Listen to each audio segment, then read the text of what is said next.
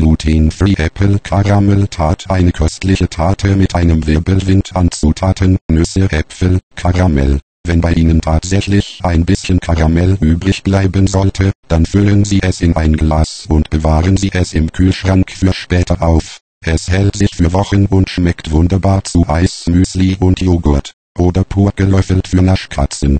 Backform 36 cm x 12 cm Klammer auf entspricht einer runden Tateform mit 23 cm 0 Klammer zu. Backzeit 35 Minuten. Kühlzeit 1+2 Stunden. Für den Boden 60 Gramm Butter, weich 25 Gramm Muscovado Zucker, 20 Gramm Zucker, 1 Ei, 30 Gramm Maismehl, 30 Gramm Reismehl, 50 Gramm Pekannüsse oder Walnüsse. Fein gemahlen 65 Gramm Haferflocken, glutenfrei 1/2 Teelöffel Natron, 1/4 Teelöffel Vanillesalz, Seite 170 Klammer zu. Für die Füllung ergibt etwa 300 Milliliter Soße, hält sich im Kühlschrank mehrere Wochen. 200 Gramm Zucker, 90 Gramm Butter, 125 Milliliter Sahne, 1/2 Teelöffel Vanillesalz, 2 Äpfel entkernt und in dünne Scheiben geschnitten, 1 Esslöffel Muscovado Zucker oder normaler Zucker, 20 Gramm Butter,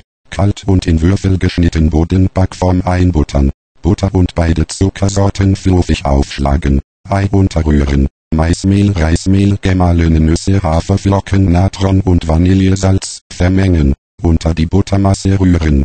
Den krümeligen Teig gleichmäßig in der Form verteilen und mit Hilfe einer Klarsichtfolie fest an den Boden drücken. Im Kühlschrank eine Stunde durchkühlen. Füllung mit gesalzener Karamellsoße. Einen Topf mit schwerem Boden und hohen Seiten, Klammer auf 2 bis 3 Liter Fassungsvermögen. Die Masse brodelt hoch, Klammer zu. Sorgfältig säubern und darauf achten, dass er komplett trocken ist. Zucker auf mittlerer Hitze schmelzen. Nicht rühren, einfach nur zusehen. Wenn der Zucker anfängt sich aufzulösen, lassen Sie den Topf ein wenig kreisen, damit sich der Zucker gleichmäßig löst. Wenn der aufgelöste Zucker leicht braun geworden ist, Klammer auf, aufpassen, dass er nicht anbrennt. Klammer zu, Hitze reduzieren und Butter mit einem Schneebesen einrühren. Topf vom Herd nehmen, ein paar Sekunden warten, dann unter ständigem Rühren langsam die Sahne hinzufügen. Wenn die Sahne mit der Butter-Zucker-Mischung in Kontakt kommt, blubbert die Masse auf.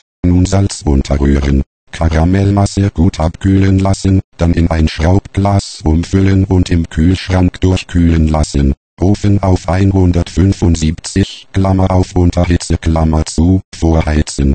Die Äpfel auf dem gekühlten Boden dekorativ anordnen. Mit Zucker bestreuen und kleine Butterstücke darauf platzieren.